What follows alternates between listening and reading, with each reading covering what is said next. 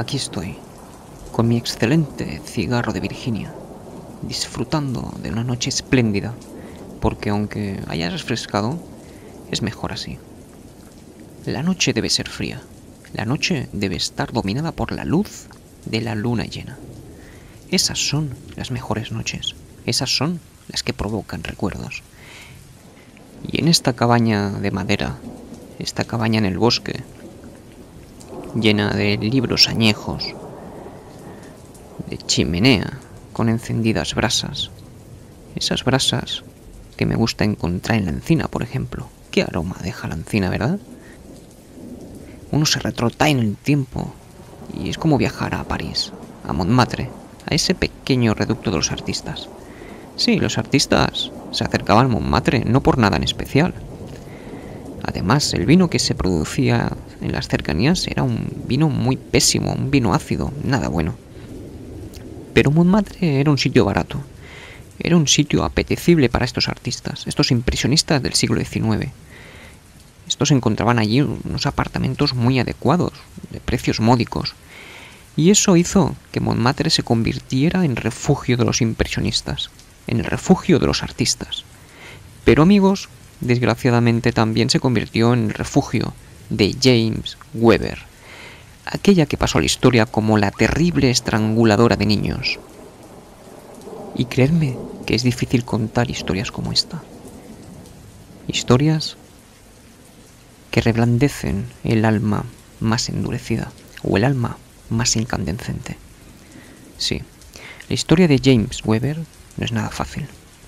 Todo ocurrió a principios del siglo XX, en un París deslumbrante, una ciudad llamada de la luz, un París donde los artistas se habían adueñado del Sena, donde pintaban en sus riberas, donde paseaban en los barcos, pero también en un París donde afloraron mentes criminales, mentes perturbadas. En realidad todavía no se sabe muy bien cómo era la mente de James Weber, pero sí, asesinó, eso es indudable. Pero ¿qué le impulsó a matar? Y sobre todo, ¿qué la motivó a fijarse tanto y con tanto detenimiento en el cuello de aquellos niños? No se sabe bien a cuántos estranguló. Unos dicen 7, otros dicen 8, otros 9, unos apuntan más. Pero desde luego, lo que ocurrió, y además en una franja de tiempo muy estrecha, fue espeluznante. La sociedad parisina devoraba los periódicos. Cuando fue juzgada, todos querían saber más. Todos querían conocer, todos querían saber de una auténtica criminal. Todo el mundo estaba atemorizado, nadie quería dejar a los niños solos. No estaban tranquilos. Puede ser que la estranguladora anduviera suelta. Esta noche vamos a contar algo sobre su histeria. Pero no vamos a prodigar mucho en sus detalles, porque, ya os digo, todo es tan escalofriante que ni siquiera las ondas lo pueden soportar. James Weber era de extracción humilde, de extracción muy humilde. Nació en 1875 y pronto viajó a París. Allí encontró a Marcel Weber, del que tomó el apellido. Marcel era un hombre errático, casi vagabundo, un hombre alcoholizado, un hombre que malvivía con alguna trampa por aquí, alguna historia negra por allá, y James no tuvo nada mejor a lo que agarrarse y se casó con Marcel. La vida fue muy desgraciada para ambos. Encontraron refugio en Montmartre, como tantos, y allí estuvieron, y allí recibieron el luminoso siglo XX. La vida no era buena para James. Tuvo 3 hijos, pero desgraciadamente, y nunca se sabrá cómo murieron, 2 de ellos fallecieron muy pronto, casi como bebés. Algunos dijeron que fue meningitis, otros dijeron que fue una extraña forma de bronquitis. Eso sí, nadie tuvo la menor duda sobre las marcas rojas que aparecieron en el cuello de los bebés.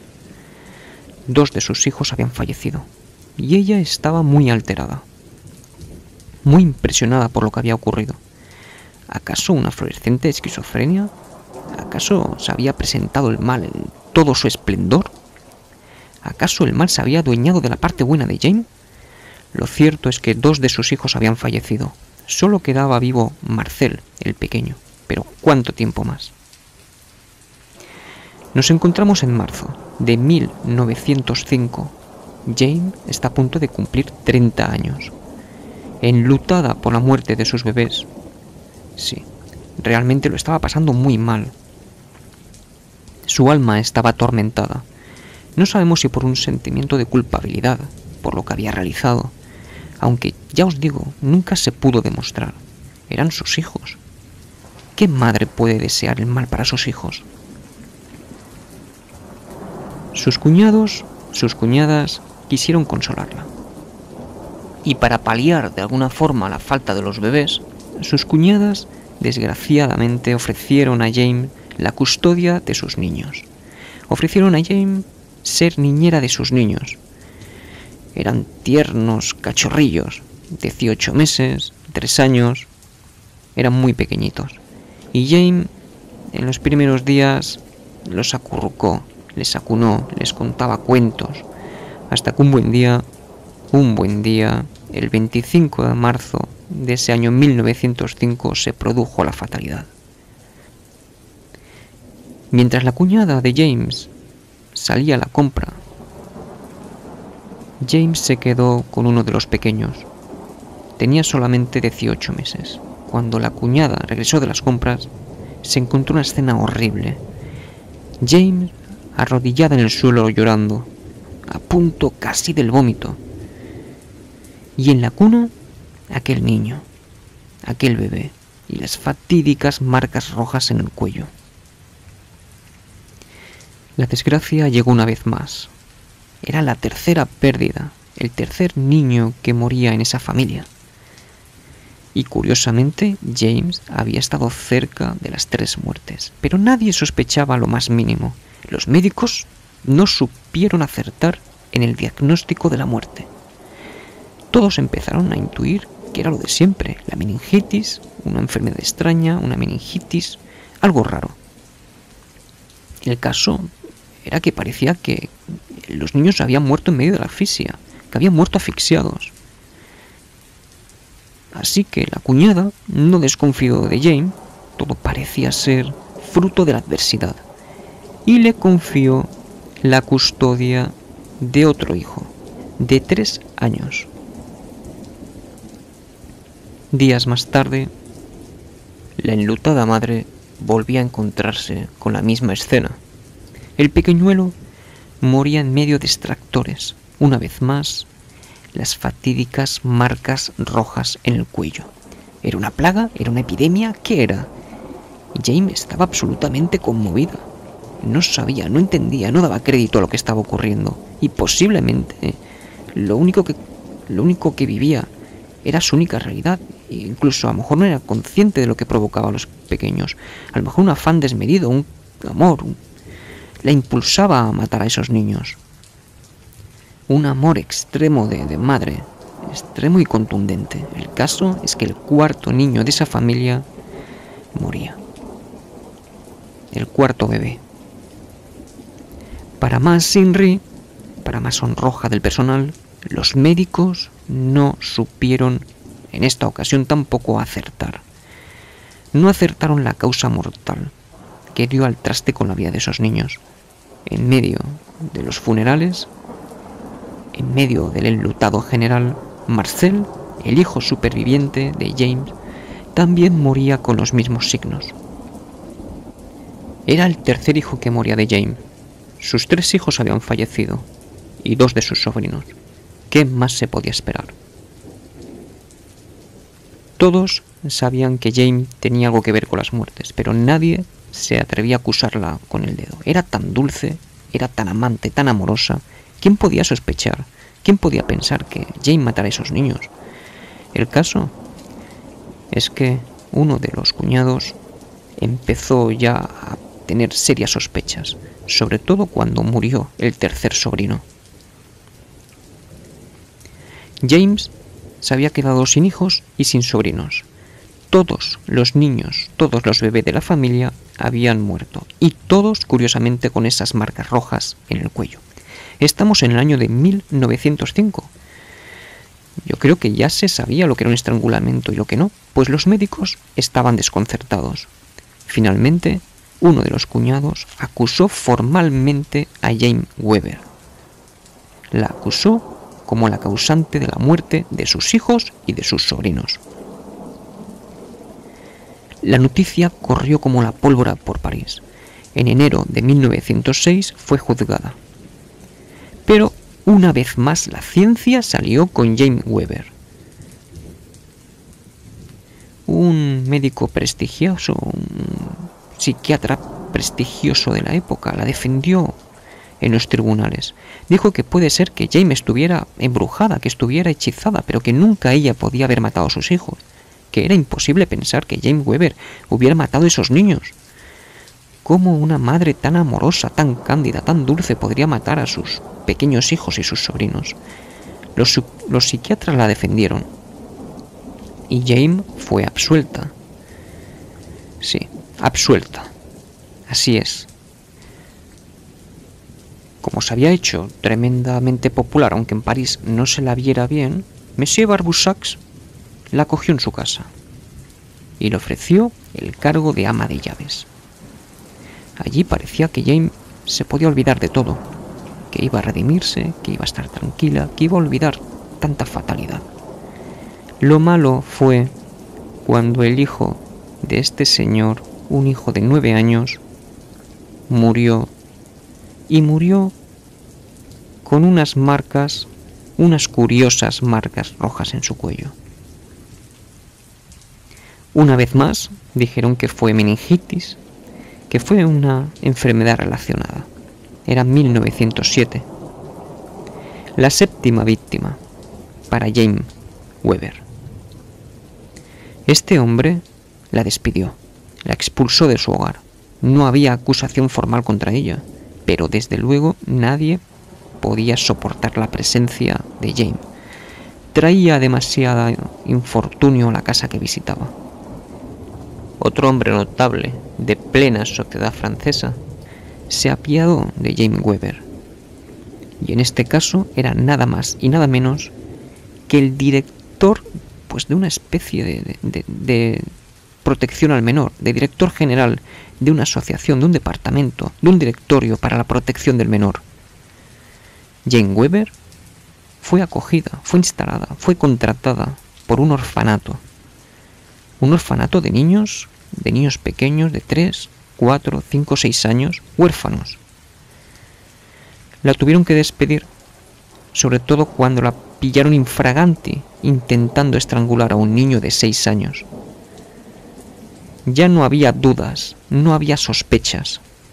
Esta mujer estaba enloquecida, pero una vez más la suerte estuvo al lado de Jane. No hubo acusación formal. Todo el mundo es como si quisiera tapar el horror. Todo lo que hacía esta mujer. Nadie quería acusarla. Nadie quería asumir que esta mujer estuviera matando. O lo intentara por lo menos. Jane entró en desgracia. Jane tuvo que hacerse prostituta. Jane deambulaba por las calles de París. Y se alojó en una pensión. Nos encontramos, recordemos, en el año de 1907. Después de haber ejercido el oficio más antiguo del mundo, Jane volvió a la pensión. Pero no estaba contenta, su vida no iba bien. Estaba apesadumbrada por todo lo que había ocurrido, todo lo que había pasado con sus hijos, sus sobrinos, y encima tenía mala fama, mala reputación. Todos pensaban que era una criminal, incluso algunos clientes querían de ella algo más que sexo. James seguía siendo hermosa. Jane tenía 32 años y esa noche llegó a la pensión. En la pensión, la patrona, la dueña de esas habitaciones, una dueña que tenía un hijo. Sí, un hijo. Esa noche llegó Jane y entró en la habitación donde dormía el niño y sin pensarlo 2 veces lo estranguló. Lo estranguló una y otra vez. Seguramente lo mató a la primera toma, pero siguió insistiendo. La patrona se despertó, encontró a su hijo moribundo y Jane cubierta por la sangre, porque el niño había expulsado sangre, había vomitado sangre. Jane estaba aterrorizada, con el pelo revuelto, con la ropa cubiertas por la sangre. Ya no había ninguna duda. Jane estaba absolutamente loca, era una demente. Era algo más que una asesina. Había vuelto a matar. Jane no fue condenada a la cárcel. Ni siquiera fue juzgada. Se limitaron a recluirla en una institución mental, porque entendieron que era una auténtica enferma mental.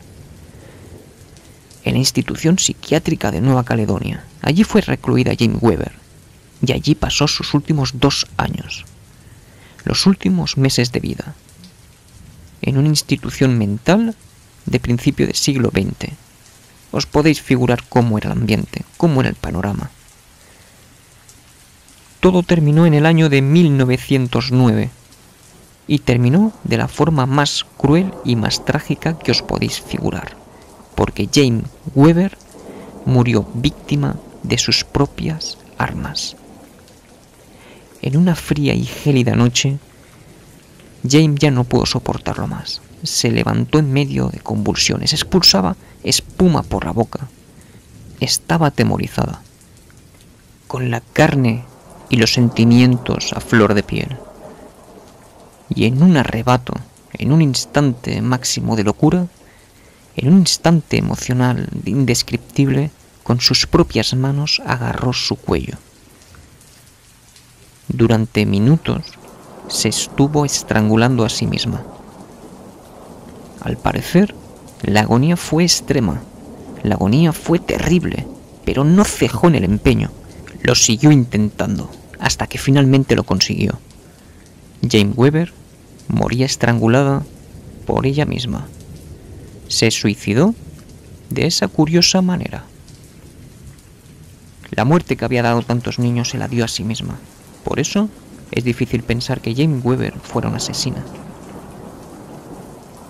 Sí que es cierto que estaba muy mal, que era una enferma mental, pero qué extraño comportamiento, qué extraño mecanismo operó en el cerebro de esta mujer. Y su final trágico yo creo que es muy significativo. Morir de la misma manera que matar. Ese fue el final, esa fue la vida de la estranguladora de niños de París. La historia de Jane Weber, la estranguladora de niños.